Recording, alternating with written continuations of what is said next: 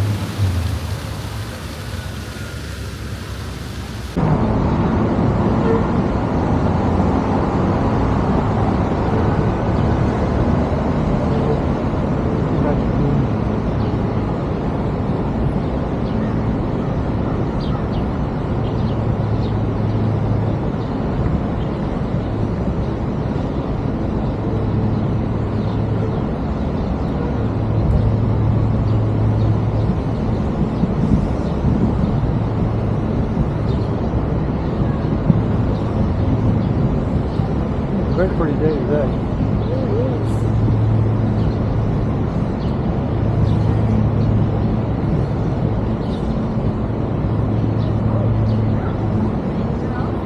We are back at the Millennium Park and at the Cloud Gate again. And today, because it's still early, around 8-ish in the morning, there's not a ton of people right now. So it's beautiful weather-wise too, but look at this structure.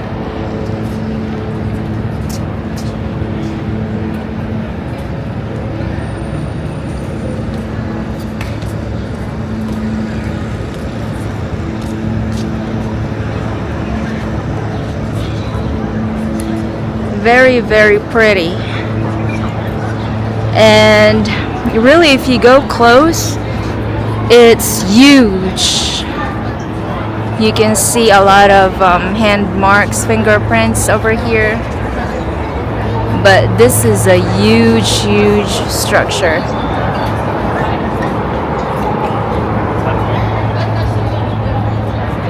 Yeah, it's a very beautiful day.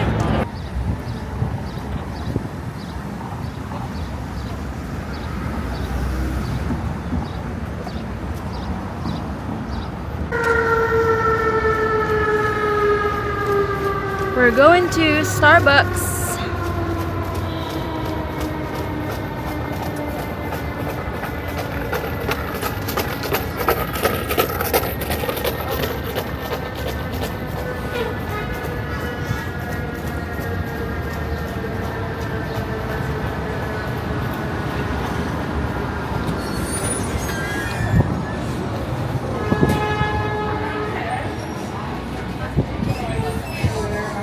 Hello.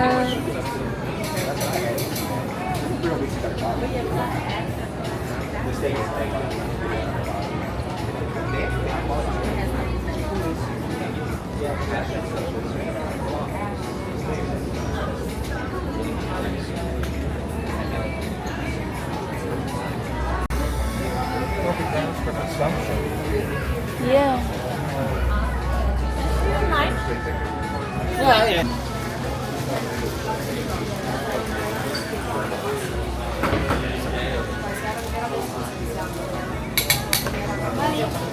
So we are at the Starbucks. Roastery. Yes, the biggest one in Chicago.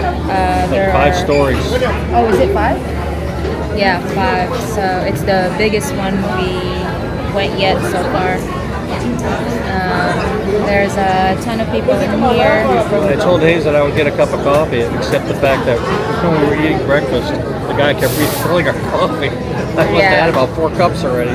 So Yeah. I'm not about to go drink anymore. Yeah, during our breakfast we drink a lot of coffee, so we don't want to have another cup again. But it's just good to visit and look at it and say we've been to this area. But today we're going to really explore. Yes. Beautiful day today. So Yeah. our game plan is after we leave here, we're going to go over to 360 Chicago. We're going to get on top of the building. We're going to see over the views. Then we're going to come back down. Then we're going to go over and take the train, over the L, over the Red Line, over to Addison, so we can see Wrigley Field. Just the outside. We're not going to be able to get it because the Cubbies aren't playing this week. Yeah. And then after that, we'll head on back. Maybe we'll take a water taxi over to Chinatown. And then at 7 o'clock tonight, we've got our architectural tour. So we're getting a lot done Today. Yeah. You know, so and if after the architectural tour, if we can, we'll see if we go over to the fountain Yeah. at night. If Because we it's can. nice. You can see all the different lights. It's like a light show kind of thing. You know, But- and then it's tomorrow's supposed to rain. So we're trying to cram as much as we possibly can. Yeah. Yeah, but it's nice. It's warm, but it's not like very It's not hot. killer. Yeah, it's not Augusta, Georgia heat. Yeah, it's comfortable. It certainly isn't Bentine Island heat. I'll tell you that right now. Yeah. So, All right. It's been a good day so far. see you on the next one.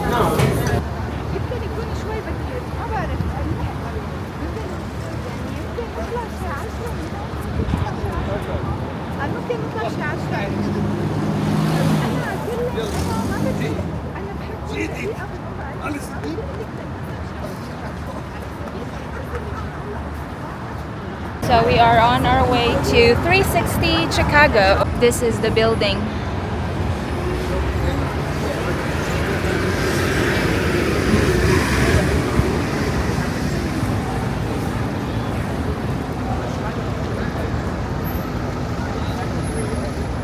This is it, 360 Chicago.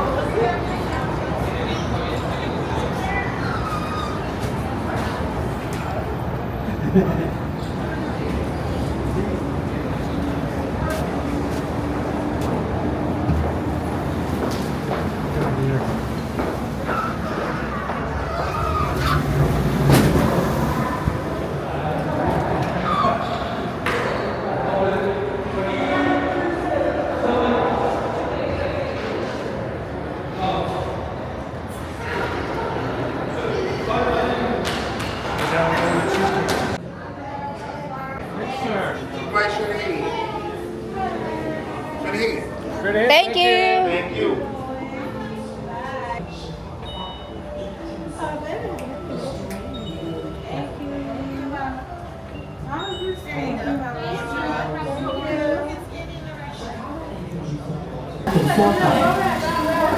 The building opened to the public in 1970 as the John Hancock Center and the tallest building in Chicago.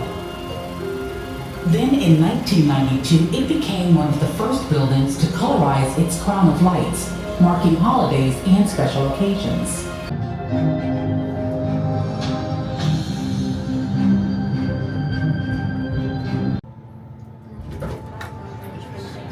Welcome. You're gonna start off to your left. Okay. Welcome in.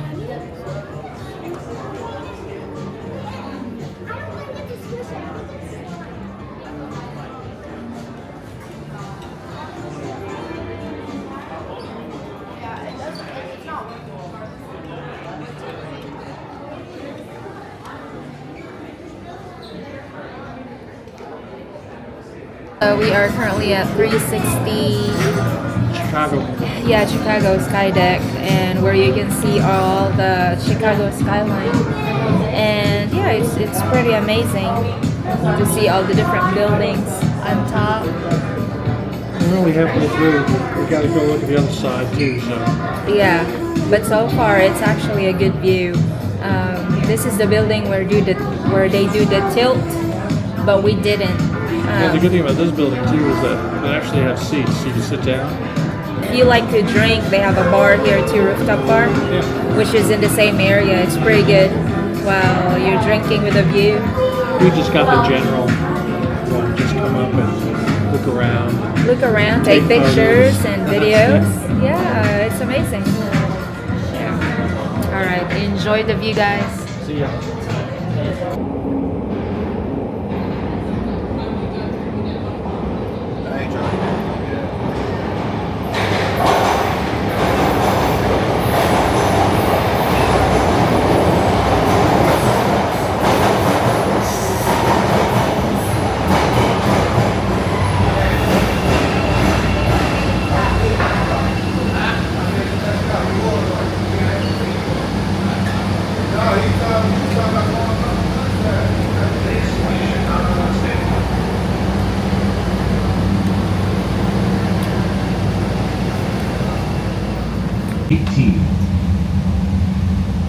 Belmont is next. Doors open on the right at Belmont. Transfer to Brown Line trains at Belmont.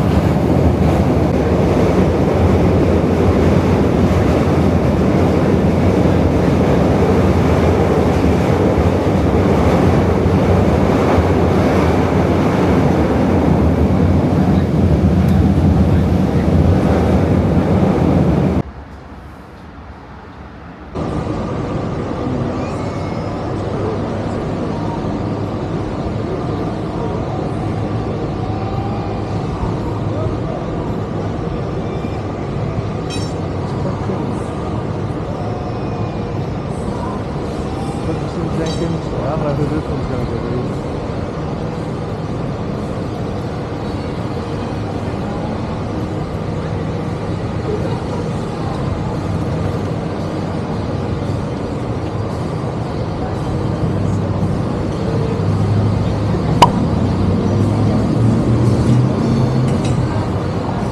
Outside of Brady Field. Unfortunately, not playing tonight.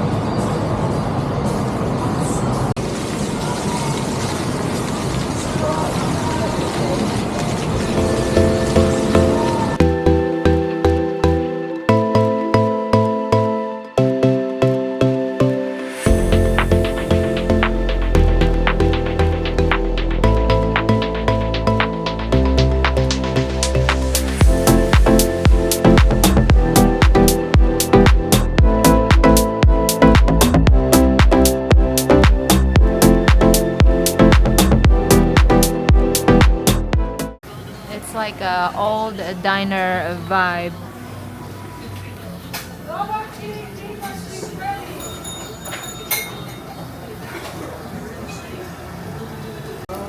Mmm, delicious! Later. Good afternoon, guys. So we are currently in our room, just taking a break from all our excursions, walking excursions, really just sightseeing. And right now we are waiting for our boat cruise, which will happen at 7 p.m. So the time is, what time is it, my darling? Do you know? Time now is 5:04. So today is Thursday. This is our third day. It's a nice state, actually. It's a nice city. Everybody's kind and friendly. And so, yeah. So anyway, we are going to continue our journey later on.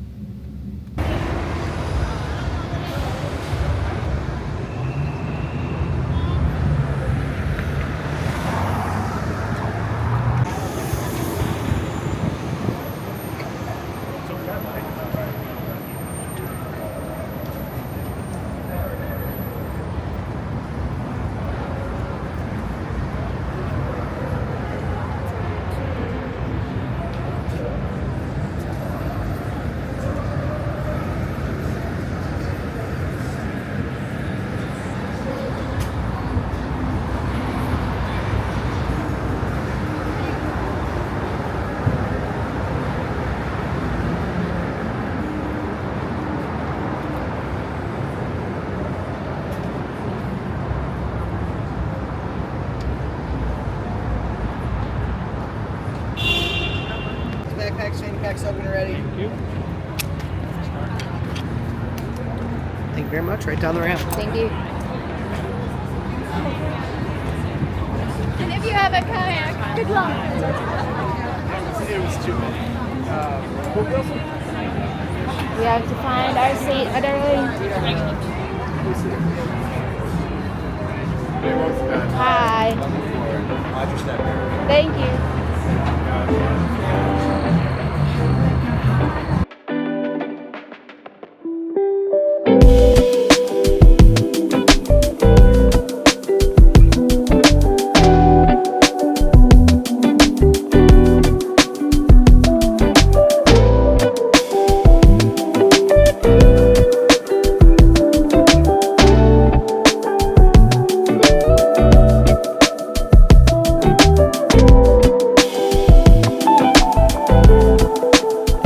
We are about to do the river cruise. We are seated at the back. We choose to seat at the back so we can take more videos without bothering people. And now we are just waiting for everyone to get on board, and then we get this party started.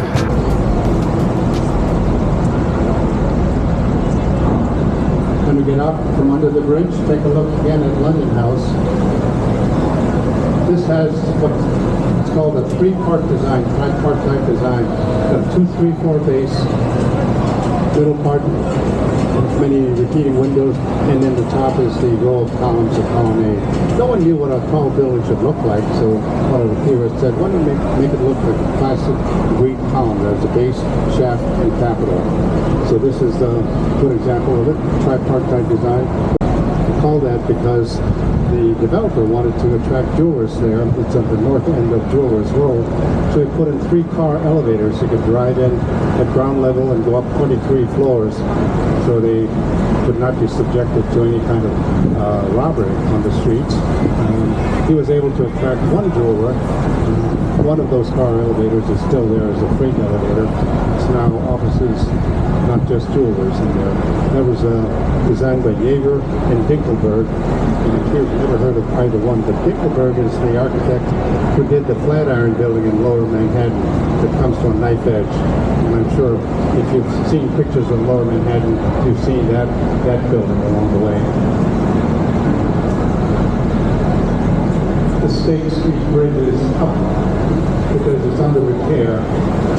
The second building I described, that modernist building, was popularized by, among other people, Mies van der Rohe, who's the one who said, you know, less is more. In the 1980s and 90s, Robert Venturi and some other architects said, you know, less is a bore. So they came up with what we call postmodern architecture, which is to add color and context to buildings, still using modern materials.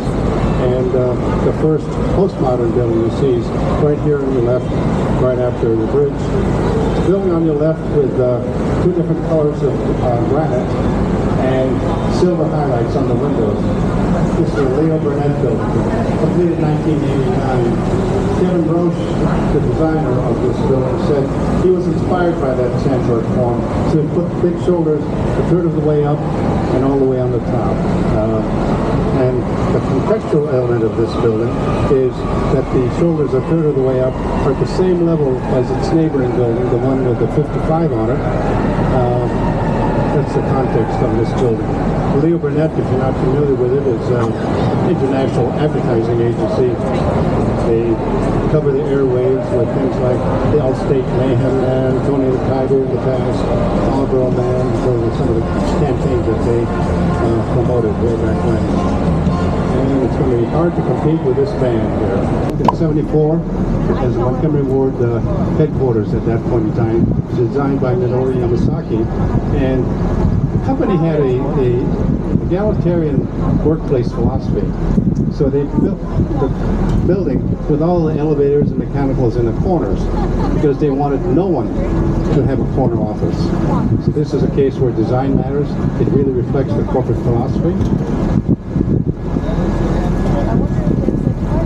You know, rain in Hawaii, they call this liquid sunshine. You just have to, you know, adapt your mind to it. Yes, I was born and raised in Hawaii. Came to Midwest for the weather. No one said I was right, but anyway, let's go back to Montgomery Ward. Who started Montgomery Ward? Should you have to be somebody of a certain age. He's an important man to know about because he really revolutionized merchandising. The same way that Jeff Bezos has revolutionized merchandising these days. He came here in the mid-1860s, and he was a traveling salesperson. He went out west to farms and small towns, took orders, shipped in the orders to Chicago because we had a lot of department stores. They're like talking about it's like okay, this has been an interesting experience. Yeah, we got soaking wet, but we bought this Mantra, as we put bags, we were on top, and it just started pouring about, I don't know, about a quarter of the way through the door. And I was going to stand there and stick it out. We were coming back, it started getting heavier and heavier and heavier, and then we saw lightning. I said, that's it, it's calling it. Coming down there. So you can hear the guy still talking about the architecture stuff there. But I want to live for another day. Yeah, and everyone is here now. Yeah, everybody's down there right now. Yeah. So we're so it was an experience. Part of the adventure. Tremendous Virginia works on this wall. By all the windows.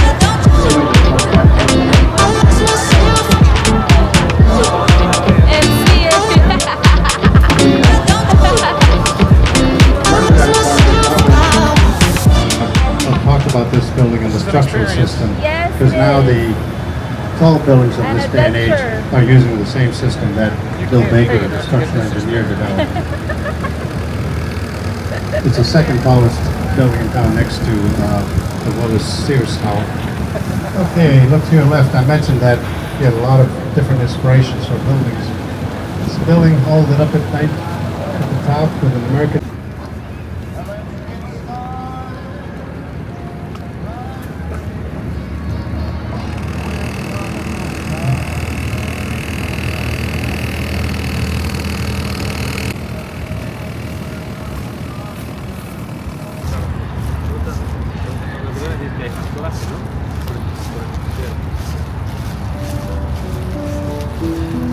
The view at night with a lot of lights.